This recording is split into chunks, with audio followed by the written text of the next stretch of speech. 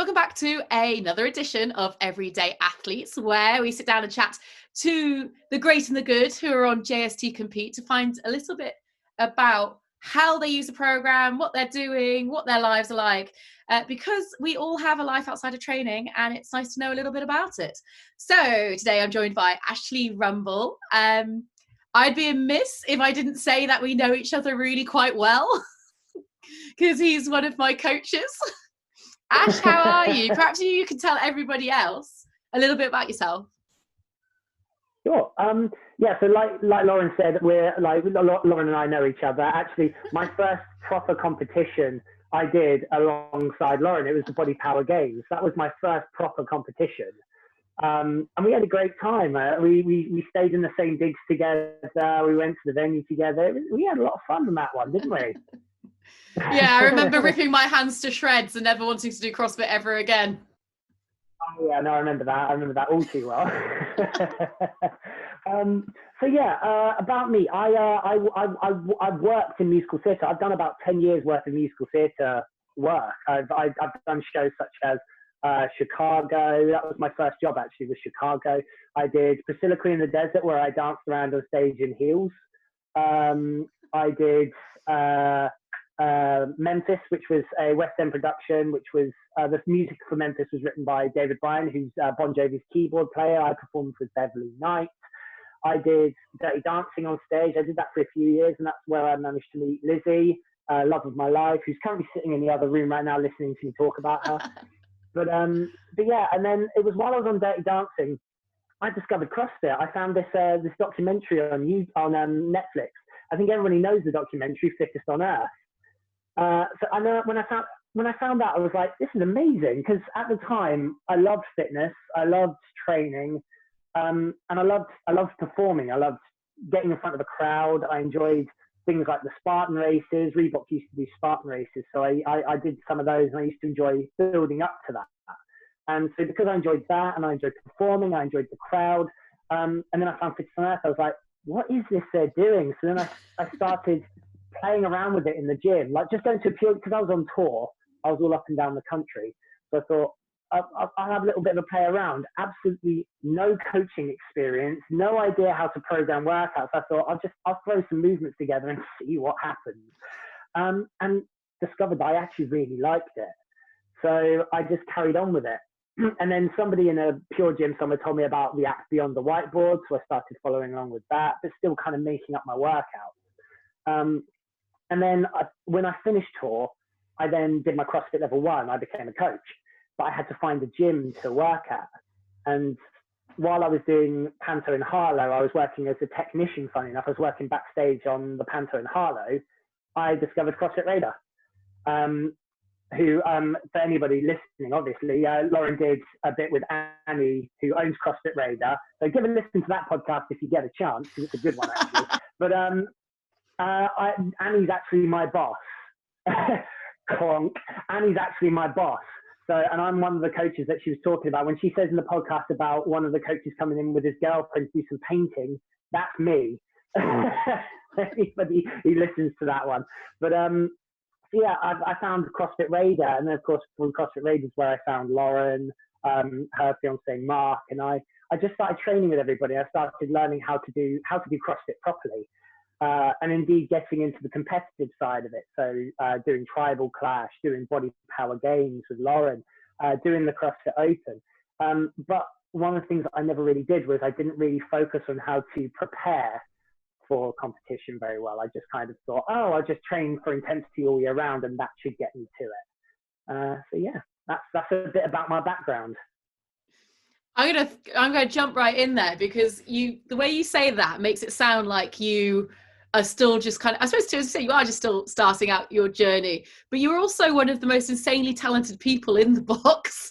Like, your lifts are insane, you're exceptionally fit, you can do the splits, which blows my mind.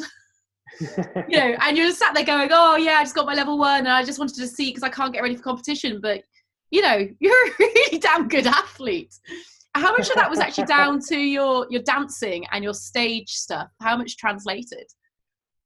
Well, So obviously one of the things that we talk a lot about in CrossFit and fitness itself is mobility. Mobility obviously being flexibility with the strength. And a lot of the time you find dancers, especially, I'm balletically trained, so I studied ballet from not necessarily a young age, but like from about the age of 15, I studied ballet. And to be able to do that kind of level of dance, you have to be mobile, you have to be strong and flexible at the same time.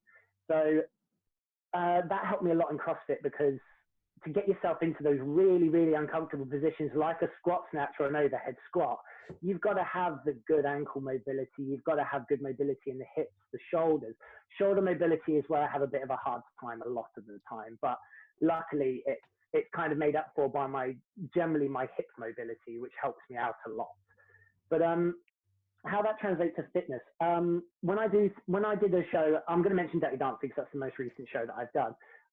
Everyone knows the big number in the staff quarters, the "Do You Love Me, Love Man" dance number, where everyone it's when baby comes in. I carried a watermelon, all that sort of stuff, and all the dancers are doing their own little bits in the background while that scene is going on.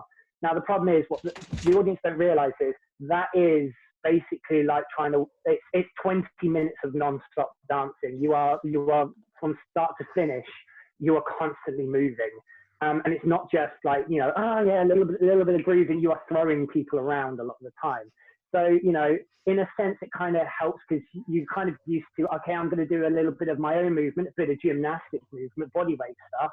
And now I'm going to throw a person around. I'm going to lift a barbell. It's kind of how that translates a little bit to it.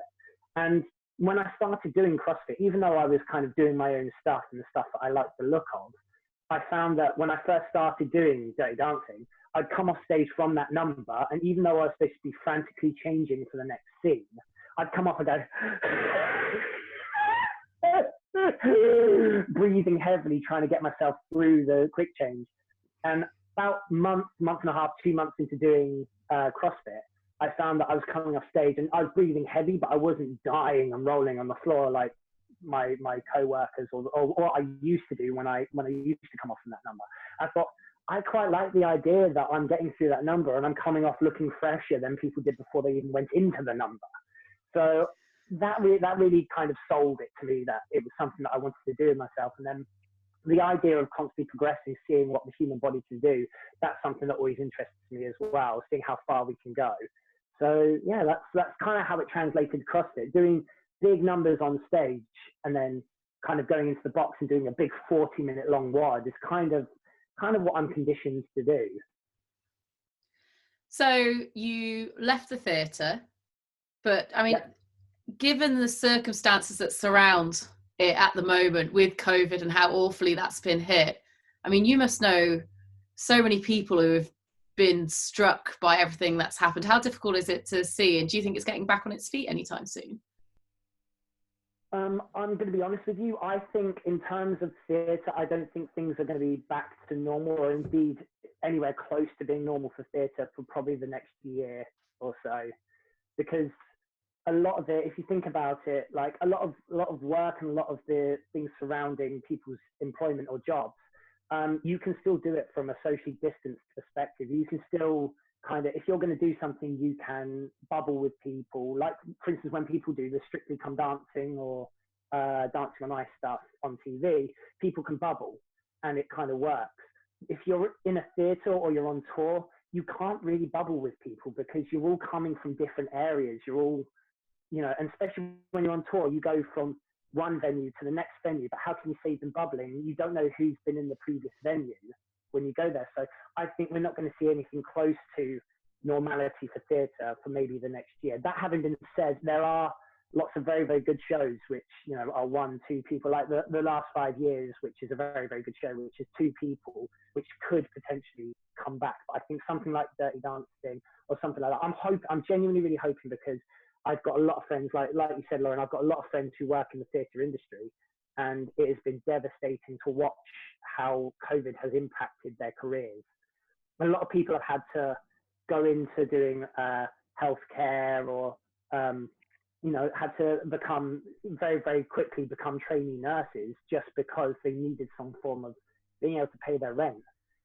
Because a lot of them also weren't eligible for the income support scheme. I mean, it's obviously it's happening as well in gyms. You know, it's not like gyms are immune. Like you'd hope we had that little glimmer of light in the middle, didn't we? But we've been in a lockdown for another couple of months. 12th of April, isn't it? Are you counting down the days? I am counting down the days. I definitely am. Not just for myself, but for the members as well. Like, I'm going to be honest with you. I miss seeing the members properly. Like, I'm still kind of coaching on Zoom, so I still do the 6:30 and the 9:30 classes Monday to Wednesday, and then Friday and Saturday I do the 9:30 on the Saturday as well. So I'm still coaching 5 days a week, and on top of that, I'm still doing my Zoom PT stuff as well.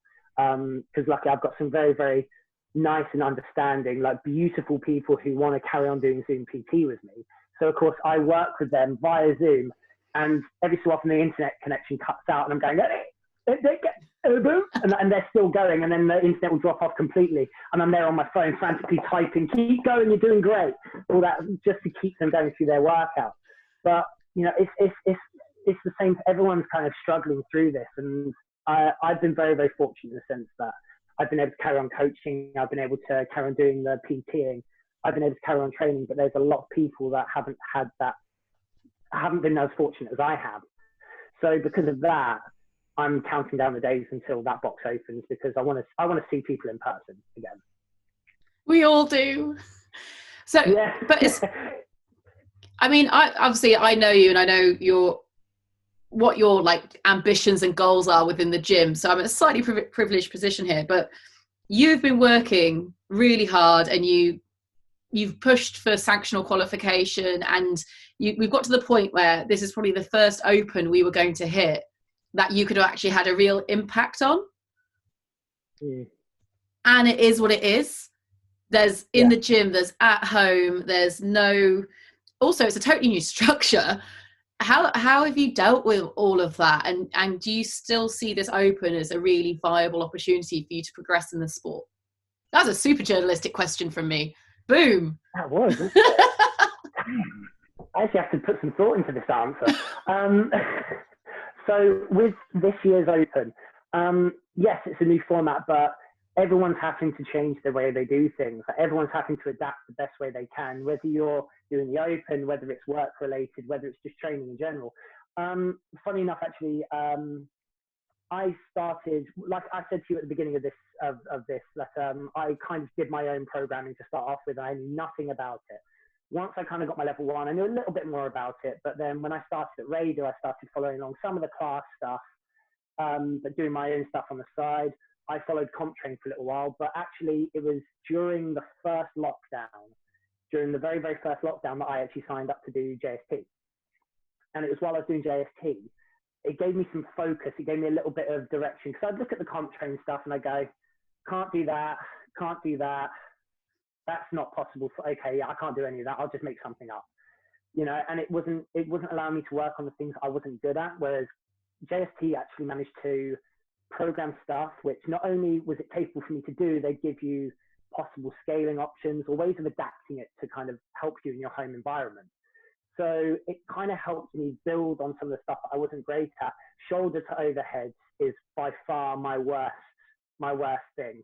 Like gymnastic stuff, if you give me a purely gymnastics workout, I'm happy. Weightlifting, I can hit some big weights, not as big as some of the big guys, but I can hit some big weights. But if you give me a gymnastic and weightlifting workout, that's good. But shoulder to overhead, if you give me a 1RM shoulder to overhead, you will see me sweat, because it's not something that I'm comfortable doing for some reason. But actually doing this program has really helped me kind of build on my shoulder to overhead strength. And actually, for the first time ever, I saw a weight on the bar that I never ever thought in my wildest dreams I'd ever be able to throw over my head, which I was really chuffed with. So, and even in this kind of phase of life where we're in our third lockdown, I'm still seeing PBs, and it's really reassuring to know that. As for the open, I'm going to be honest with you. Instead of what I used to do was focus really heavily on intensity and kind of putting as much volume on my body as possible, no matter how much I'm hurting. I've spent a lot of this last year focusing on recovery, how I recover after a WOD, how I recover in the rest periods or between WODs, but also focusing on how I fuel my body, but also I signed up to Whoop a year ago, and focusing on my recovery rates, my sleep, how, like I said, how I fuel myself. The one thing that I'm notoriously bad at, and I'm sure everybody in the box will agree with this, is sleep. I just do not get enough sleep. For some reason, because of course I go to sleep late because I'm working, and then I go wake up early because I'm working. And I get like 4 hours of sleep, but I'm still able to go into the gym and work to the same capacity. But I managed to kind of sort every other small aspect of my training and everything out. But sleep is the one thing that is always going to remain terrible. Did that coincide with you taking up JST? Was it kind of like a combined effort to get on, you know, having this very kind of this very strict structure to follow helped you get everything else in line with your training and life? Funny enough, it was after joining JST that I thought to myself, okay, right, that's working. I now need to, do you know what? Yeah, I don't even know why I'm even repeating what you said. Yes, it's exactly what you said. Joining JST just lined everything up to kind of sort myself out ready for the Open. Funny enough, another member of the box, Adam Stainsbury Harris, he follows JST as well. So every so often we will take little videos of ourselves working out, and we'll send it to each other, or we'll compare stats and talk about how much the workout hurt. And for me, it's been good to be able to do that. And also I've been chatting to Sammy Wright as well, who follows JST, and talking to both of them and kind of comparing workouts, comparing things, talking about how much it hurt, where it sucked, where it didn't suck so much, where the recovery kind of happened. It really helped kind of keep that competitive drive in there. So what are your ambitions for the Open this year? I'm definitely hoping to make it into the top 10% in Europe, because I would really like to improve quarterfinals on last year. Well, you know, that would be nice, but I also know there's a lot of very, very young athletes out there, a lot of very young athletes who are competing in the Open, and I am 31 years old. I'm not old, but I'm definitely not necessarily the youngest. You know, I won't be able to. My recovery is good, but my recovery isn't as good as a 20-year-old. So don't get me wrong, I'm going to fight. I will fight for it, but I'm preparing myself for the possibility that I might get beaten out by some of the young bucks. Are you thinking with like one eye on Masters maybe? So I'm giving myself, once again, like I'm 31, so obviously when I hit 35, that's when I become a Masters athlete. Yeah. And if I can't make it to the finals in the next 4 years, then I will step down. I say step down. I've watched some of those Masters athletes. I'm not sure if I can compete with that, but I will definitely give it a damn good go. So what does the rest of the year look like? I mean, for you, from a competitive point of view, what are you hoping for? So obviously we've got the Open. The Open starts next Friday. It's next Friday, isn't it? I don't even know. I know, I think right? so. I'm not quite sure how the format works. Lockdown life. I would. Yeah. Is it next week? It probably is, because I just know it's the start of March. Yes, it's next week. So yeah, we're on the 1st of March today. So yes, it's next week. So of course, the Open starts next Friday. Luckily, because obviously we're only doing 3 weeks of the Open instead of 5 weeks like we usually do, JST have really prepared us well for that.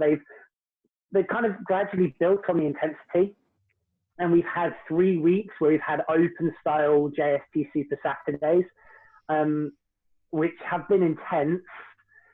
The last one was 7 minutes of burpee 6-inch touches.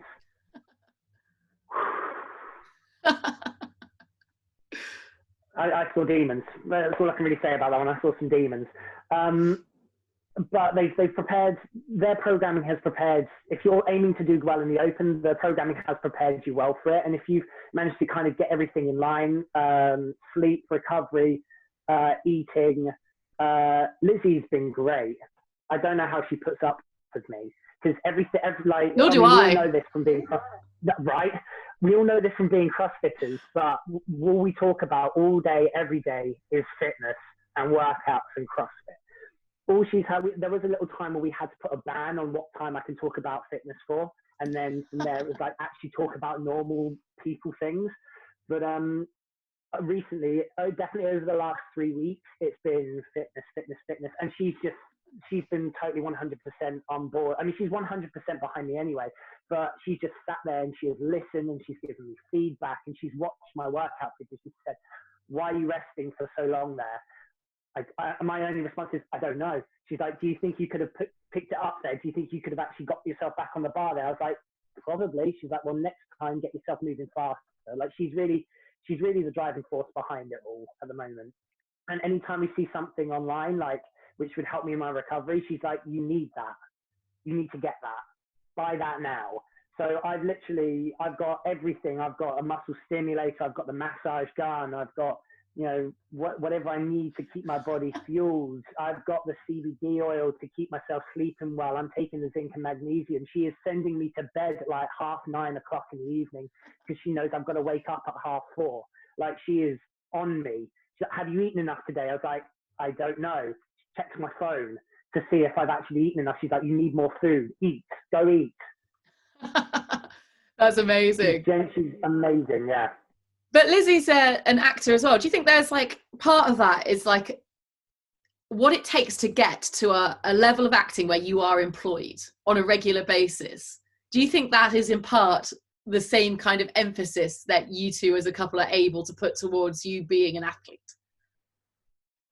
Absolutely. I think because Lizzie's she's a very driven and motivated person all the time. Where if she's not thinking about one thing, her brain is thinking about at least a dozen other things, how to improve, what she can do to make things better for herself and to improve in every aspect of her life, not just from a employment point of view, but from just a general life point of view, her mental well-being, all that sort of stuff. She's always thinking about everything, which I tell her, "Girl, you need to calm down. You're going to burn yourself out otherwise." But she's really good at thinking about multiple things, whereas I'm rubbish. I can only focus on the one thing that's in front of me at that particular But it clearly moment in rubs time. off on you. Well, yeah, right? Because she's kept me motivated. There have been days during this whole process where I've had a COVID day. Now, we all know what a COVID day is. It's the day where you wake up and you go, "It wasn't a bad dream. It's still happening. I'm going back to bed." We've all had those days. But as soon as I have one of those days, she snaps me out of it. Even if she's having a COVID day herself, she instantly snaps me out of it. And she's very good at seeing the bigger picture. And so with that in mind, and that in turn with what she's used to in terms of training, because she's done the years and years of professional theatre training that has made her employable, like you said.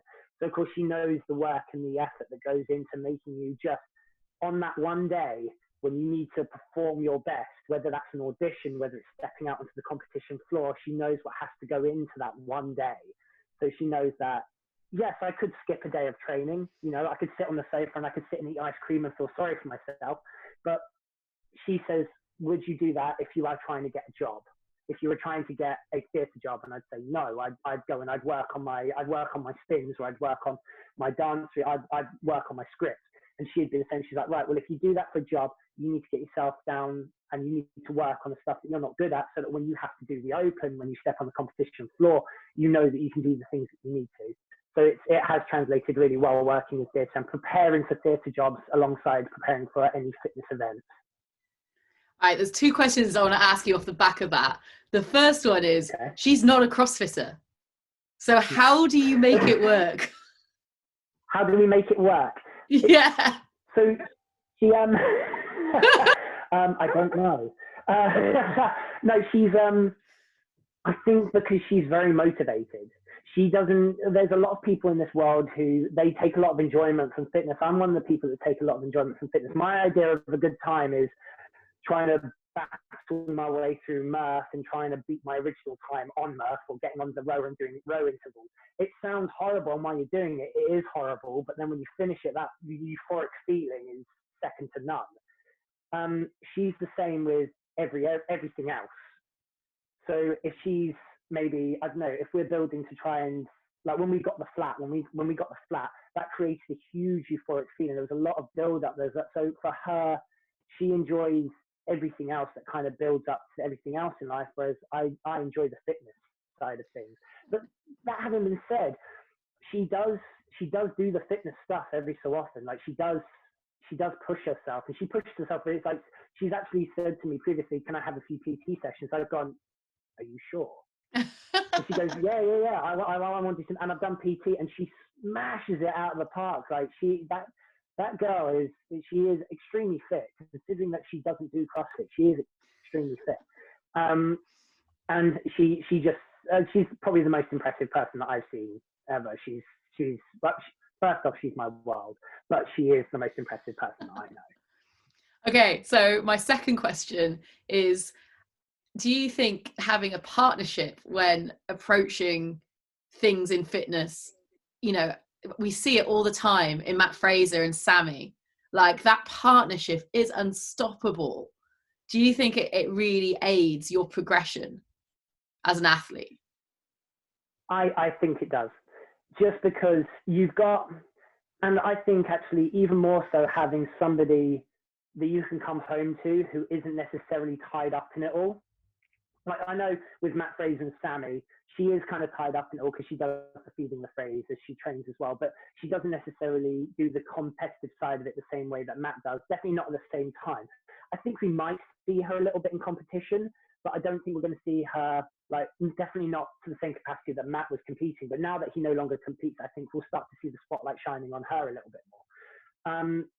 When I come home from training or competing or something, it's good for me to come in. I talk about my day. I talk about how the training was. I talk about what was good, what was bad, what I needed to improve on. Lizzie, as an outsider, says, why is that part so important? Why can't you focus on this part? And I go, oh, I don't know, actually. So she highlights a few things that maybe somebody who works in a fitness capacity won't necessarily thought about it. Like I said, Lizzie's really good at thinking from every single angle, and I'm not. So she will highlight to me areas where I could have actually improved and I didn't even think about it. So I'll come in, I'll talk to her. We'll probably spend a good half hour, 20 minutes, half hour talking about one workout. She will tell me what I could have probably done to improve it, and then I'll apply it the next time I go in. But because she's not in amongst it, because she's not necessarily doing it, it means she can look at it from a slightly more outsider perspective.